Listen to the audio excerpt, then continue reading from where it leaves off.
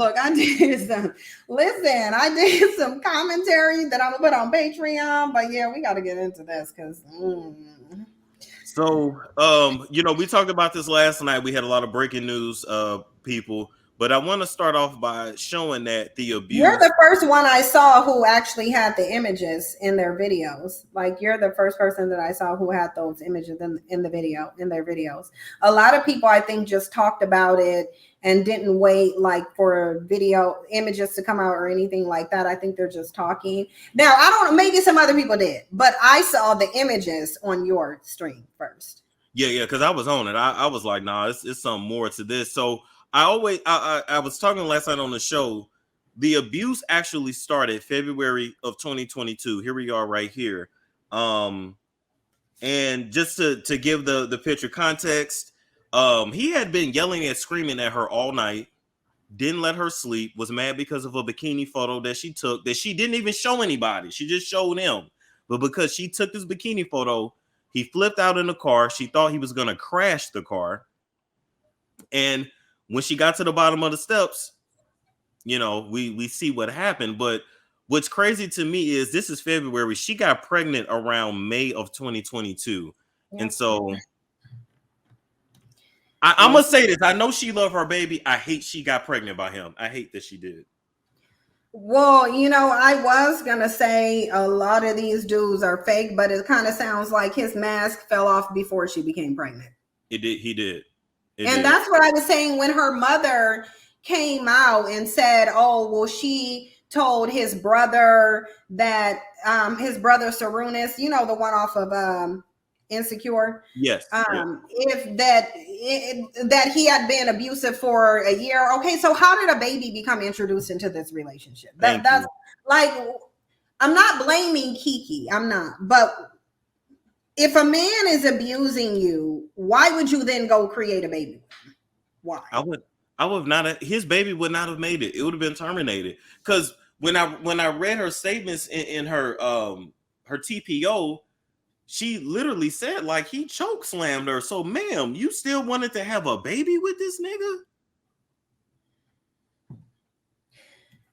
He met her at the bottom of the steps. This nigga was up all night screaming. Like that shit is crazy. Yeah. But he appears to be the nice guy. He appears to be so soft. And these are the dudes that they tell you like that you need to pick. Because remember Tyler Perry, oh, if you meet a dude who can only pay the light bill, this is how dudes act when they can only pay the light bill. Now, they want you to believe that the wealthy men are running around doing this. And now, do wealthy men put their hands on women? Obviously, we know they do. But it's more profound in men who lack resources, who cannot measure up to the women that they are dating. This is why you do not date down. And it doesn't always have to be monetarily. It can be looks-wise. I've been with men who were very insecure because every time we would go out, people would say, like, this was the dude I've been with first. I lost my virginity, so I'll just tell the quick story. This dude was used to dating low-tier women. He was used to getting attention because he was a football player in college. But then when I dated him, we couldn't even walk into the corner store without the Asians telling them, she's way too pretty for you. Why are you with him? You should be fortunate she's with you. We would go to clubs. It would be white women, black women, all types of people who would be like, oh my God, your girlfriend is so beautiful. You're lucky to be with her. He wasn't used to that. So he started becoming verbally abusive. That's when I cut it off. Like we were in a club, there was white women coming up to him saying, oh, your girlfriend is so hot. She looks like a playmate, yada, yada, yada. His response was, then you date her. The relationship ended after that. He should have been proud. No, he was like, then you date her. Wow. The relationship ended after that. I'll tell you that.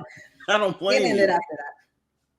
Because that's where it starts. That's where the abuse starts. It doesn't necessarily always begin physical. It begins with a man showing signs of his insecurity, showing signs that he feels inferior to you, showing signs that he feels like he's devalued, like he's less than. That's when it escalates into this behavior. And for me, I'm not going to stay around when you're verbally abusive because it's going to turn into physical abuse. I dated a man who would always he was older than me, like 17 years older than me. Oh wow. So he thought this was a dynamic where he could take advantage of me. He didn't like that I was smarter than him. So he would try to downplay my intelligence. Like whenever we got into an argument, it would be, oh, you're stupid. Oh, you don't know what you're talking about, this, that, and the third. These are signs of where physical abuse begins. It begins verbally because they have to break you down to be susceptible to the physical abuse. If they can't break you down mentally, they can't break you down physically because you're not going to stay around. You're not going to be in a cycle with a man and he haven't broken you mentally and emotionally first. So that's where they start.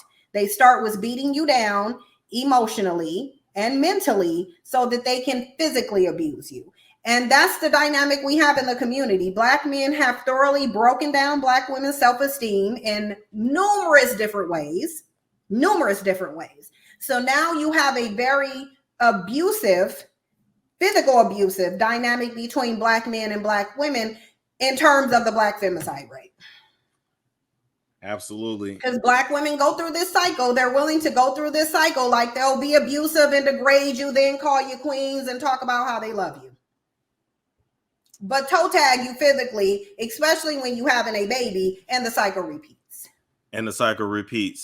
So now when we go to this incident that happened 5 days ago on November 5th, mind you, Keke and Darius broke up in October, right? Of course, he made copies of the keys to the house, of course, so we already know that. A little bit before 11 a.m., she's in the bed chilling, and this fool busts in the house and busts through the door talking about he want to take the baby to a football game. She says no. He then drags her from the bedroom to the living room here, and we see the rest. Yeah, like there's no way. And Keke didn't even seem like the type of woman, even though all types of women, any type of woman can be in a DV. Yeah. Like we're just going to get that. You have attorneys, doctors who are in DV programs. So any type of woman, and I don't mean to laugh because it's not a laughing matter, but the type of woman doesn't matter. What matters is if he can break her down mentally, if he can break her down emotionally, if he can destroy her self-worth, if he can make her feel like she's stuck with him, which is what Black men do. We know, we hear them saying nobody else wants you. Oh, these other men, we the only people who want you. DV. Yeah. DV. That's how they keep you in that cycle. They abuse you, beat you down, tell you nobody else wants you, and then you get stuck. That's one of the reasons Black women won't open their options. And the fear of, oh, these are the males who were graping you on a plantation. It's a lot of mind screwing. Black men mind fuck Black women. I'll just say that. And they do a very good job of it. Because Black women put too much stock in what comes out of their mouths. And they should not. They shouldn't. But that's how that's why they won't date out. They won't date out because Black men convinced them nobody wants them but them. Nobody is going to understand you but me. They don't understand your plight as a Black woman when really Black men don't even recognize that Black women have a plight. They don't even recognize Black femicide. Yeah, and if they won't even acknowledge that you have a plight, they cannot understand your plight as a Black woman if they don't even see that you have one. But Black women seem to think, oh, the only people who gonna understand me are the Black man. I can't sit in no relationship with no white man and he can't relate to me. White men can relate to Black women better than Black men can. Nobody is going to convince me of that. I actually think, and I've said this even when I was against interracial dating, I've said this multiple times, Black women are more compatible with white men than they are with Black men. They are. They just are. It tends to work out when they do get together. It tends to work. Yeah, because you have the two people who represent the same thing in their community. White men are the backbone to the white community. Black women are the backbone. White men are the go-getters in the white community. Black women are the go-getters in the Black community. Like there, you can do the parallels all the time. You can do them. white women are far more treasonous than white men are. I guarantee you that. Especially like, because white women will date out more than white men will. White men have an allegiance to their whiteness more so than white women do. Black women have an allegiance to their blackness more than black men do. I mean, we can go on and on with the comparisons, really. You're right. You're right. Let me ask you this, because you know, now Darius's brother, he spoke out and then he deleted his tweet. Now he's being exposed by his ex-girlfriend saying, I didn't even see that. Yeah, hold on, let me find it. I knew the rabbit hole was go deep too. Oh yeah, and apparently she was on Insecure as well. I just don't remember her. Yeah, I want to see her because I remember her because I just binge watched all the seasons. So if she was somebody on there who mattered, I will. Yeah, I downloaded a whole bunch of them when I went out of the country. You know, it's a long flight. So I was like, let me just watch Insecure and download it. I don't like Europe either because they don't get Hulu out there. Really? Yeah, they were trying to suppress my VPN out there. They really were. I don't know what kind of role she had. Oh, I wonder if she's the one in that. I think it was like Tasha. Was she Tasha from that Lawrence got with? I don't know. So I've never seen Insecure. I think she is. I think she's that chick Tasha from Insecure. I think she looks like her. Now, here's her statement right here. There was a repost of a post I made on yesterday. There are situations where you laugh to keep from crying. Let me give clarity. I would never laugh at anyone that is subject to domestic abuse, female or male. As it's known, abuse comes in different definitions, silent and physical. Only the people enduring such behavior truly understand the effects. Women have been manipulated, abused, lied on for centuries, and put their head down for fear of not being believed. We need to stop being afraid. I may not be at the highest platform in my career just yet to be heard and or supported by the public, but whatever the time comes, everyone will listen. God is in control of my... Yeah, it definitely sounds like she's saying she was abused. Yep. She was definitely abused. Yep. All day long. Yeah, but she looks like that chick, Tasha, that Lawrence was with briefly before he went on his binge of white women. I don't know if you watched the show. I never seen it. But that's who she looks like from, unless I see a clearer picture, but that's who she looks like. So what do you think the next steps for Keke should be? What should she do? I think she needs to ease on down the road. That's what she needs to do. Take your baby and your full custody and your restraining order and ease on down the road to somebody else who ain't gonna abuse you. She needs to date and mate on her level. But first, she needs to go within and ask herself, why did she continue to be in an abusive relationship and why did she create a child in it, knowing that this man was abusive? And the reason I say that is because if you don't take accountability as a woman for your dating experiences, you are going to repeat them. Yes.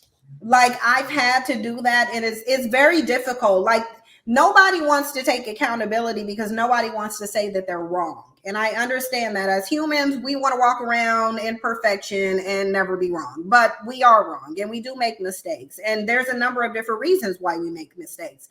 I wasn't taught to have standard expectations and boundaries. My mother wasn't taught to have standard expectations and boundaries. I don't believe that Black women are teaching their daughters standards, expectations, and boundaries. And the reason why I don't think they're teaching them that is because Black women are too desperate for male validation, and standards, expectations, and boundaries are basically the antithesis. Am I saying it right? The antithesis to it? Yeah. It's the antithesis to worship and chasing meaning for validation. If you're desperate for validation from a man, your standards, expectations, and boundaries is going to impede your ability to get that validation. So I don't think that this has been taught to Black girls at all. I think worship, chase men, be your ride or die, get the ring, make him marry you. That's the narrative. And so I think Black women come from a place of desperation and they find themselves in these situations being desperate only caring about a relationship rather than the quality of it. Like, even if you read, when you read over the statement by the turkey leg hut woman, does it sound like she had any standards and expectations and boundaries? It don't. No. It don't. I mean, there's words that saying her husband was slinging dick all through that restaurant, and rather than check him, she put a dress code on the women. It's like, girl, like, come on. It's a storm show. Ay, it's a storm show.